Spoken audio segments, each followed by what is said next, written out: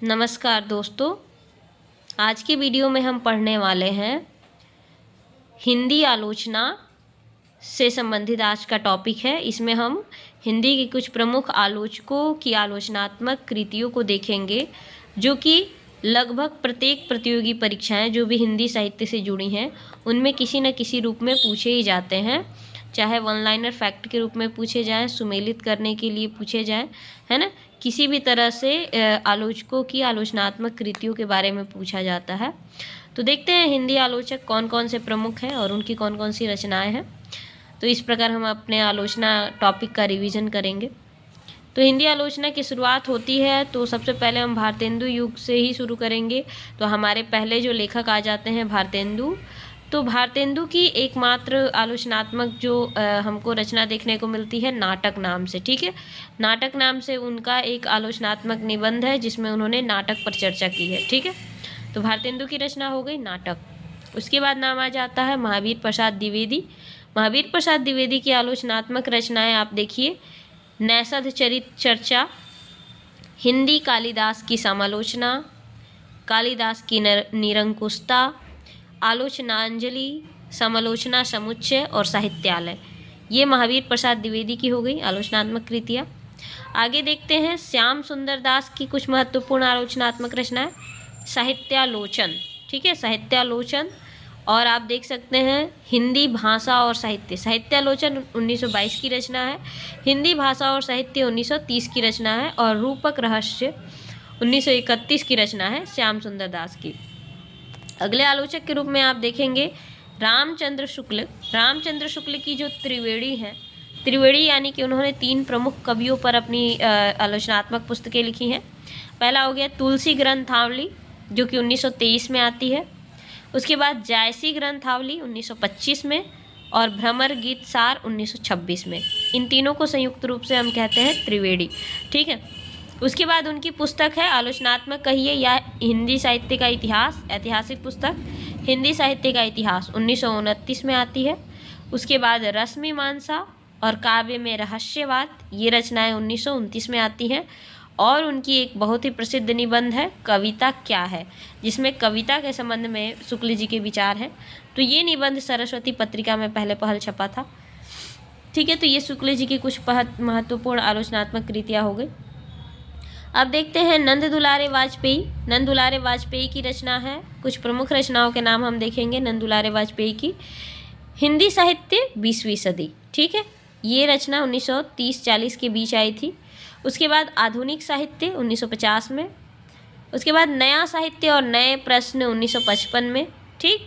इसके बाद रस सिद्धांत भी नंद दुलारे वाजपेयी ने लिखा है, ठीक है। रस सिद्धांत नाम से आपको अन्य लेखकों की भी पुस्तकें देखने को मिलेंगी जैसे कि नगेंद्र की। तो रस सिद्धांत नंद दुलारे वाजपेयी ने भी लिखा है 1977 में। उसके बाद आधुनिक साहित्य सृजन और समीक्षा 1978। ये नंद दुलारे की कुछ प्रसिद्ध कृतियाँ हैं। हिंदी साहित्य 20वीं सदी आप ध्यान रखेंगे विशेष तौर पे। और नया साहित्य नए प्रश्न, ये अक्सर पूछे जाते हैं नंद दुलारे वाजपेयी। अगले राइटर हो जाएंगे शांति प्रिय द्विवेदी। शांति प्रिय द्विवेदी की आलोचनात्मक कृतियों में जो महत्वपूर्ण है वो है हमारे साहित्य निर्माता। हमारे साहित्य निर्माता 1934 में आया।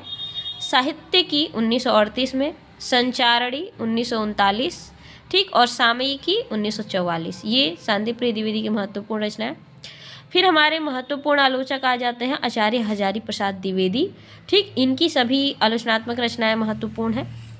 तो सबसे पहले सूर साहित्य 1930, उसके बाद हिंदी साहित्य की भूमिका 1940, कबीर नाम से आलोचनात्मक पुस्तक 1942, हिंदी साहित्य का आदिकाल 1952, सहज साधना 1963 और कालिदास की लालित्य योजना 1965 और मध्यकालीन बोध का स्वरूप 1970। ये हजारी प्रसाद द्विवेदी की महत्वपूर्ण आलोचनात्मक कृतियाँ। इनको आप फिर से रिपीट कर लीजिए, इम्पॉर्टेंट है। सूर साहित्य, हिंदी साहित्य की भूमिका, कबीर, हिंदी साहित्य का आदिकाल, सहज साधना, कालिदास की लालित्य योजना और मध्यकालीन बोध का स्वरूप, ठीक है। 1952 के आसपास ही एक और उनकी रचना आती है हिंदी साहित्य उद्भव और विकास, ठीक है, हजारी प्रसाद द्विवेदी की, ठीक। आगे देखते हैं डॉक्टर नगेंद्र, ये भी महत्वपूर्ण आलोचक है। इनकी प्रमुख रचनाएं हैं, आलोचनात्मक रचनाएं। सुमित्रा नंदन पंत पुस्तक का नाम है 1938, ये बहुत उनकी चर्चित पुस्तक है और रामचंद्र शुक्ल जी ने इस पुस्तक की बहुत प्रशंसा की है। डॉक्टर नगेंद्र की पुस्तक है सुमित्रा नंदन पंत के नाम से 1938। ठीक, उसके बाद महत्वपूर्ण अन्य रचनाएं, साकेत एक अध्ययन, ठीक, रीति काव्य की भूमिका, ये भी महत्वपूर्ण है 1949 में। देव और उनकी कविता 1949। आधुनिक हिंदी कविता की मुख्य प्रवृत्तियाँ 1951। भारतीय काव्य शास्त्र की भूमिका 1955। इसके बाद काव्य में उदात्त तत्व 1958। कामायनी के अध्ययन की समस्याएं, नागेंद्र जी की पुस्तक है कामायनी के अध्ययन की समस्याएं 1962। रस सिद्धांत, देखिए रस सिद्धांत नंदुलारे वाजपेयी ने भी लिखा है। रस सिद्धांत डॉक्टर नगेंद्र ने भी लिखा है 1964 में। ठीक है, उसके बाद आलोचक की आस्था, ठीक है, 1966 में। उसके बाद कामायनी अध्ययन की समस्या, आलोचक की आस्था 1966 में। चेतना के बिंब 1976। आस्था के चरण 1968। नई समीक्षा नए संदर्भ 1970 और भारतीय सौंदर्य शास्त्र की भूमिका 1972। ठीक, और शैली विज्ञान 1976 और मैथिली शरण गुप्त का काव्य पुनर्मूल्यांकन 1986।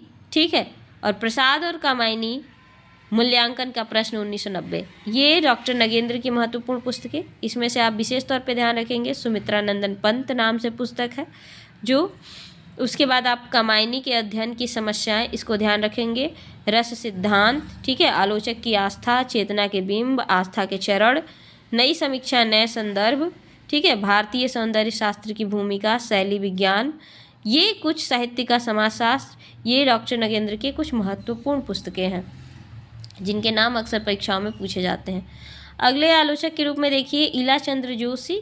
इलाचंद्र जोशी की पुस्तकें हैं साहित्य सर्जना, विरेचन, विश्लेषण, साहित्य चिंतन, देखा परखा। इसमें भी सर्वाधिक महत्वपूर्ण है देखा परखा 1957 में, इनकी आलोचनात्मक पुस्तक है। अब देख लेते हैं प्रकाश चंद्र गुप्त की जो रचनाएं हैं आलोचनात्मक। इनकी पुस्तकें हैं नया हिंदी साहित्य, आधुनिक हिंदी साहित्य एक दृष्टि, हिंदी साहित्य की जनवादी परंपरा, ये महत्वपूर्ण हो जाएगी। हिंदी साहित्य की जनवादी परंपरा 1953। ठीक है, अगला देखते हैं डॉक्टर देवराज, जो कि एक मनोवैज्ञानिक उपन्यासकार भी हैं, तो मनोवैज्ञानिक आलोचक भी हैं। उन्होंने लिखा है साहित्य का मनोवैज्ञानिक अध्ययन 1964। ठीक, उसके बाद छायावाद का पतन, इम्पॉर्टेंट रचना है छायावाद का पतन। ठीक, फिर देखते हैं शमशेर बहादुर सिंह की सर्वाधिक चर्चित आलोचनात्मक कृति दोआब। दोआब लिखा उन्होंने 1947 में। इसके बाद है शमशेर बहादुर की कुछ गद्य रचनाएं, कुछ और गद्य रचनाएं। ठीक है, फिर देखिए सबसे महत्वपूर्ण आलोचक रामविलास शर्मा, इनकी सर्वाधिक आलोचनात्मक कृतियां हैं। ठीक है, ये एक कवि भी थे, ठीक, लेकिन सबसे ज़्यादा ये आलोचक के रूप में प्रसिद्ध हैं, प्रगतिवादी आलोचक हैं। ठीक, तो इनकी आलोचनात्मक कृतियाँ देखिए। इनकी आलोचनात्मक कृतियों में प्रेमचंद 1941, भारतेंदु युग 1943, निराला 1946, प्रगति और परंपरा 1948, साहित्य और संस्कृति 1949, प्रेमचंद और उनका युग 1952, भारतेंदु हरिश्चंद्र 1953, भाषा साहित्य और संस्कृति 1954, प्रगतिशील साहित्य की समस्याएं 1954, आचार्य शुक्ल और हिंदी आलोचना 1955, लोक जीवन और साहित्य 1955। ठीक, आस्था और सौंदर्य, इम्पॉर्टेंट, आस्था और सौंदर्य 1961, भाषा और समाज 1961, भारत की भाषा समस्या 1965 और सबसे महत्वपूर्ण रचना निराला की साहित्य साधना, जो कि 3 खंडों में है। निराला की साहित्य साधना निराला की जीवनी है। निराला की साहित्य साधना का पहला खंड 1969, दूसरा खंड 1972 और तीसरा खंड जो है 1976। तो निराला की साहित्य साधना 3 खंडों में। ठीक, उसके बाद भारतेंदु युग और हिंदी साहित्य की विकास परंपरा 1975, महावीर प्रसाद द्विवेदी और हिंदी नवजागरण 1977, नई कविता और अस्तित्ववाद 1978, भारत की प्राचीन भाषा परिवार और हिंदी, यह भी 3 खंडों में प्रकाशित रचना है 1970, 80 और 81 के बीच। ठीक है, 3 खंडों में। भारत की प्राचीन भाषा परिवार और हिंदी। ठीक है, उसके बाद लिखते हैं इम्पॉर्टेंट रचना परंपरा का मूल्यांकन 1981। उसके बाद मार्क्सवाद और प्रगतिशील साहित्य 1984, लोक जागरण और हिंदी साहित्य 1985, हिंदी जाति का साहित्य 1986 और एक महत्वपूर्ण रचना है भारतीय सौंदर्य बोध और तुलसीदास वर्ष 2001 की रचना है रामविलास शर्मा की। ये सभी महत्वपूर्ण कृतियां हैं। इसके बाद देखते हैं गजानन माधव मुक्तिबोध की रचना है कामायनी एक पुनर्विचार। ध्यान रखिएगा, डॉक्टर नगेंद्र ने लिखा था कामायनी के अध्ययन की समस्याएं, है ना। और मुक्तिबोध की क्या रचना है? कामायनी एक पुनर्विचार। कामायनी एक पुनर्विचार 1961 में, ध्यान रखिएगा। उसके बाद है नई कविता का आत्मसंघर्ष 1964 और नए साहित्य का सौंदर्य शास्त्र 1971। ठीक है, इसके बाद हम देख लेते हैं डॉक्टर शिवदान सिंह चौहान। शिवदान सिंह चौहान महत्वपूर्ण प्रगतिशील आलोचक। शिवदान सिंह चौहान की रचना प्रगतिवाद 1940, साहित्य की परख 1946, हिंदी साहित्य का 80 वर्ष 1954, साहित्यानुशीलन 1955, आलोचना के मान 1958, साहित्य की समस्याएं 1958, परिप्रेक्ष्य को सही करते हुए 1999 की रचना है। अगला हम देखेंगे डॉक्टर शिव कुमार मिश्र की रचना है। आलोचनात्मक कृतियाँ उनकी कौन सी इंपॉर्टेंट है? नया हिंदी काव्य 1962, सामाजिक साहित्य और सामाजिक संदर्भ 1977, प्रेमचंद्र विरासत का सवाल 1981, भक्तिकाल और लोक जीवन 1983, ठीक, आलोचना के प्रगतिशील आयाम 1987, कहानीकार प्रेमचंद्र, रचना दृष्टि और रचना शिल्प 2002, मार्क्सवाद देव मूर्तियाँ नहीं गढ़ता 2005, ठीक, और प्रेमचंद्र की विरासत और गोदान 2012 और आलोचना के प्रगतिशील सारोकार 2012। ये शिव कुमार मिश्र की कुछ महत्वपूर्ण रचनाएं। अब आ जाते हैं नामवर सिंह। नामवर सिंह भी बहुत ही महत्वपूर्ण आलोचक हैं। उनके सभी आलोचनात्मक कृतियाँ इंपॉर्टेंट हैं। हिंदी के विकास में अपभ्रंश का योग, ठीक, 1952। छायावाद उनकी महत्वपूर्ण रचना। छायावाद 1955, इतिहास और आलोचना 1957, आधुनिक साहित्य की प्रवृत्तियाँ 1962, कहानी नई कहानी 1965, कविता के नए प्रतिमान 1968, दूसरी परंपरा की खोज 1982, वाद विवाद संवाद 1989 और आलोचक के मुख से 1985। ठीक है, तो इनको एक बार और रिपीट करते हैं। हिंदी के विकास में अपभ्रंश का योग, छायावाद, इतिहास और आलोचना, आधुनिक साहित्य की प्रवृत्तियाँ, कहानी नई कहानी, कविता के नए प्रतिमान, दूसरी परंपरा की खोज, वाद विवाद संवाद और आलोचक के मुख से। ये नामवर सिंह की रचना है। अब देखिए अमृत राय की रचना है नई समीक्षा, ठीक। उसके बाद सहचिंतन, आधुनिक भावबोध की संज्ञा, विचार और साहित्य, अमृत राय। अब देखिए जैनेन्द्र कुमार ने क्या लिखा है। जैनेन्द्र कुमार की महत्वपूर्ण कृति है कहानी अनुभव और शिल्प। कहानी अनुभव और शिल्प 1967 की। उसके बाद आप देखेंगे प्रेमचंद्र एक कृति व्यक्तित्व 1967, ठीक। इसके बाद कुछ अन्य महत्वपूर्ण आलोचकों को देखेंगे। ये हो जाते हैं रंगे राघव, जिन्होंने लिखा है प्रगतिशील साहित्य के मानदंड, ठीक है। रंगे राघव की रचना है प्रगतिशील साहित्य के मानदंड, ठीक। और फिर है आधुनिक हिंदी कविता में प्रेम और श्रृंगार, ये इनकी महत्वपूर्ण रचना। नेमिचंद्र जैन की सर्वाधिक पूछी जाने वाली आलोचनात्मक कृति है अधूरे साक्षात्कार। नेमिचंद्र जैन की रचना अधूरे साक्षात्कार 1966, ठीक।